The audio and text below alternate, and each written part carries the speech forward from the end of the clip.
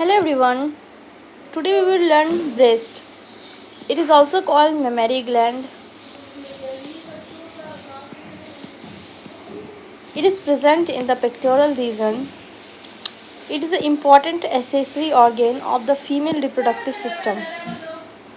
Then we will learn its situation, where it is situated. So we can see this diagram where it is vertically it is situated from second rib to sixth rib, and horizontally it is aligned to the lateral border of the sternum. Then we will know the nipple, the location of nipple. Where is the nipple located? So we will see it is located 10 centimeter from the midline, and nipple it is also situated in the fourth intercostal space. उसके बाद we will breast is divided into the four quadrant: upper lateral quadrant, lower lateral quadrant, lower medial quadrant, and upper medial quadrant. And from the upper lateral quadrant, axillary tail of Spence is present, which go into axilla. Then how it is passed? So it is passed by the foramen of Langer. ठीक है? We discuss everything from this diagram when put to next. Going to next, it is hemispherical in shape, located in the superficial fascia of the pectoral region. Superficial fascia, breast जो होता है वो superficial fascia में present होता है of the pectoral region. ठीक है.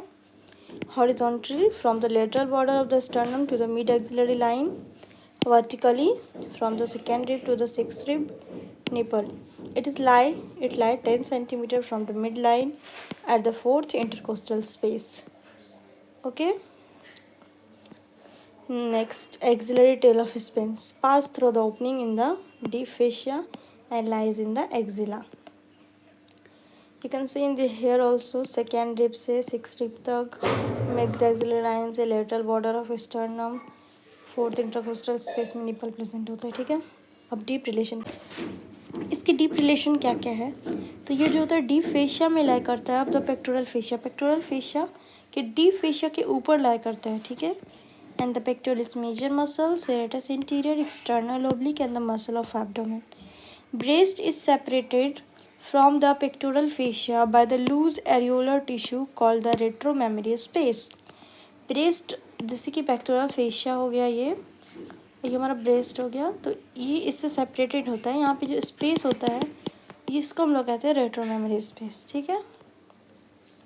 Normal breast can be move freely over the pectoralis major muscle. Pectoralis major muscle पे नॉर्मली ब्रेस्ट मूव कर सकता है.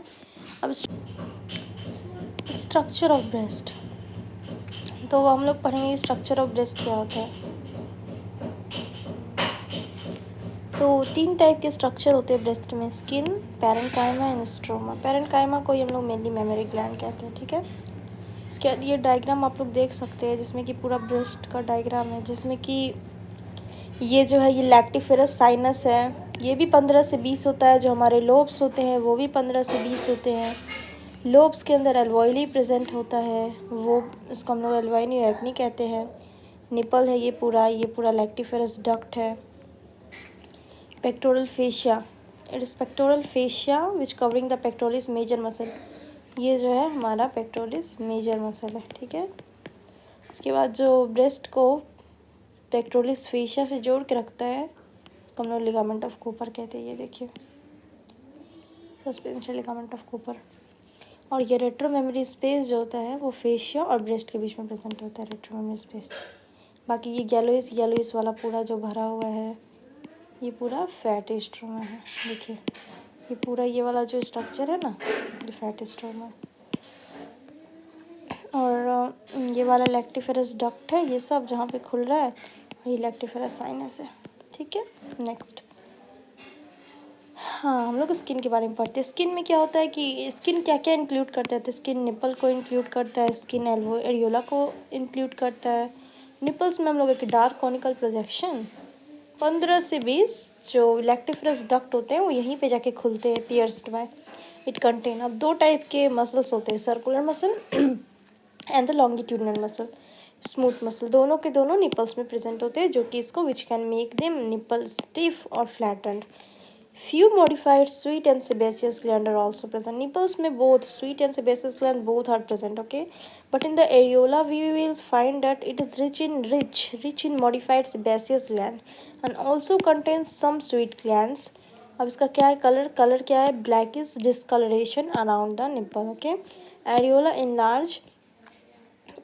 enlarge कर जाता है ड्यूरिंग प्रेगनेंसी और द लैक्टेशन. तो जब enlarge करता है तो रेज जो हो जाता है उसको हम लोग ट्यूबरकल ऑफ मोंटगोमेरी कहते हैं.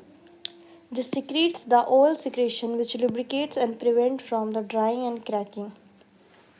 एरियोला का सिक्रेशन से निपल को ड्राइंग और क्रैकिंग से मदद मिलती है, हेल्प मिलती है, प्रिवेंट करता है. The skin of the areola and nipples is devoid of the hair and there is no fat below it.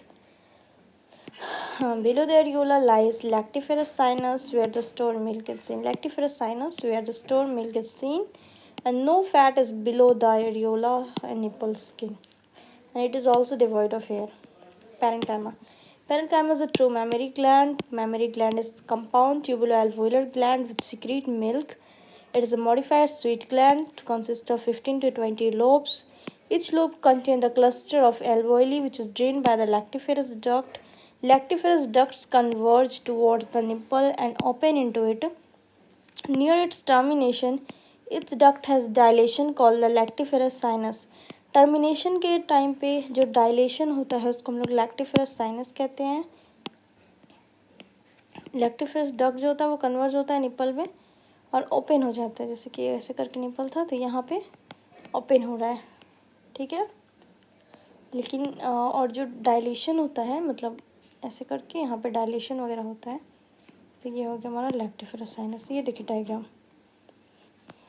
ये है लैक्टिफरस डक्ट जो यहाँ पे ओपन हो रहा है. ये है लैक्टिफरस डक्ट और ये जो ये है ये हमारा लैक्टिफरस साइनस.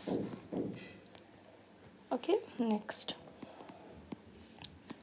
अब स्ट्रोमा क्या होता है? Supporting framework of the gland. Stroma जो होता है सपोर्टिंग फ्रेमवर्क है. इसमें फाइब्रस भी होता है और फैटी भी होता है.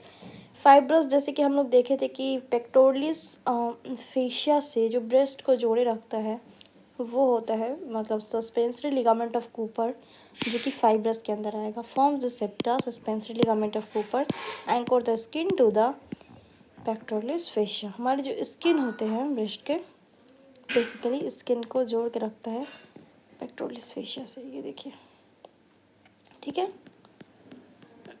अब फैटी क्या होता है? Fatty stroma forms main bulk of the gland and distributed all over the breast except beneath the areola and the nipple. Fatty stroma all main bulk बनाता है. Distributed all over the breast के हर तरफ present होता है except beneath the areola and the nipple. अब हम लोग देखेंगे blood supply of the breast. Blood supply of the breast में ये डायग्राम आप देख सकते हैं. पहले आर्टेरियल सप्लाई हम बता रहे हैं. आर्टेरियल सप्लाई में तीन जो आर्टरी आपको मेनली याद रखनी है. First axillary artery, second posterior intercostal artery and third internal thoracic artery. Okay, तो perforating branch of internal thoracic artery, axillary artery and posterior intercostal artery के ब्रांचेस. अब एक्सिलरी आर्टरी के भी तीन ब्रांचेस याद रखना है आपको. Superior thoracic artery, acromio thoracic artery and lateral thoracic artery. Okay, axillary artery के भी तीन ब्रांच है. Superior thoracic, acromio thoracic and the lateral thoracic artery जो कि ब्रांचेज हैं एक्सिलरी आर्टरी के. तो ये सब देख लीजिए. Arterial supply. Arteries converge on the breast and distributed on the anterior surface. ये सारा मेनली एंटीरियर सरफेस को कर रहा है और पोस्टीरियर सरफेस रिलेटिवली एवास्कुलर होता है. ओके, वेनस ड्रेनेज ये फॉलो करता है हमारे आर्टरीज को ही. Converge at the base of the nipple. Base of the nipple में ये भी कन्वर्ज होता है. एनास्टोमिक वेनस सर्कल बनाता है. इसका सुपरफिशियल सेट और डीप सेट होता है. तो सुपरफिशियल सेट आगे जाके इंटरनल थोरेसिक वेन बना लेता है और इसका जो डीप सेट होता है वो axillary vein, posterior when, intercostal when में जाके मिलता है. Okay, nerve supply. Anterior and lateral cutaneous branches of the 4 to 6 intercostal nerve. Secretion of milk, prolactin. Thank you. Smile कीजिए. कुछ नहीं समझ आया हो तो कमेंट कीजिएगा. Thank you for watching my video. Bye bye, guys.